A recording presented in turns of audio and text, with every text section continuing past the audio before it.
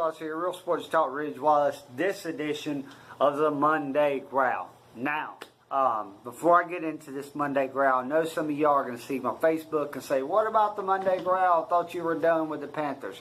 This Panthers team is so frustrating because they are the most inconsistent team I have ever seen in my life.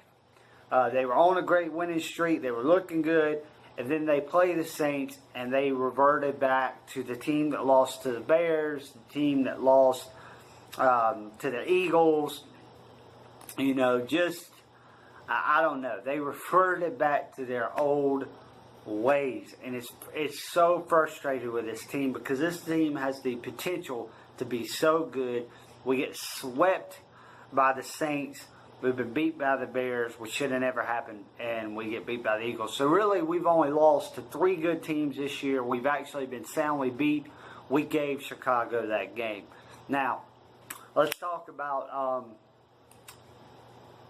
what happened in that game. Honestly, guys, you know, there were really no standouts. The Panthers, they just looked bad. They looked bad altogether. The defense looked off. The offense looked off. And you could say that it was a lot of bad Panthers, but it was really a lot of good Saints. The Saints are a great football team. They're going to be division champs. You know, they're going to pound Atlanta Thursday night. The only shot that the Falcons have at the division if Atlanta beats New Orleans twice, but they're not sweeping New Orleans. You know, so I mean it's an 8-4 play. It's 8-4 right now, and if you're a Panthers fan, then the wild card is what we're shooting for, and that's the way this season has gone. You know, and that's what the Panthers truly are. They're good. They are a wild card football team because when they're hot, they're good. They look like one of the best teams in the NFL, but when they're off, they're off. So they truly are a wild card team. I mean, the wild card spot fits who they are this year. Let's talk about the division as a whole. Tampa Bay, we know they're in the cellar, so there's no point to even talk about them. Atlanta, they had Minnesota Sunday, and they got beat, and now they're 7-5, and that's a big deal for Atlanta because now Seattle's 8-4, and Atlanta still got to play New Orleans twice. They get a breeze with Tampa Bay, and then they still got the Panthers. So if they lose New Orleans Thursday night, they go 7-6. It's not looking good for the Falcons, especially if Carolina can turn around Sunday, and especially if Seattle keeps doing their thing. The Saints, they beat the Panthers. Obviously, they're 9-3. They're going to win this division. It's a formality now. You know, and as far as the Panthers are concerned, they've got 3 home games left. They've got Minnesota, Green Bay, and Tampa Bay. They have to find a way to go 3-0 at home, or at worst, go 2-1.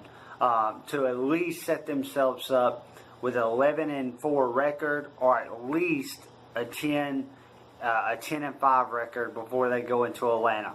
But I have a strong feeling that last game in Atlanta is going to be for one of those teams to get in the playoffs. It feels that way with the Falcons and the Panthers this year. You know, so, but that's it, guys, for the Monday Growl. I hope you enjoyed it. Check my Facebook page for Real Sports Talks. Some real Ridge Wallace. Some changes are coming now that college basketball season for the Seminoles is gearing up. So make sure you hop on that. But Monday Growl will always be the Monday Growl. We'll always talk this division, even in the off season. But like I said, it's a wild race right now. Saints are going to win the division, but who's going to get that 6th seed or that 5th seed in the wild card spot as far as the Panthers and the Falcons are concerned, and the Seattle Seahawks.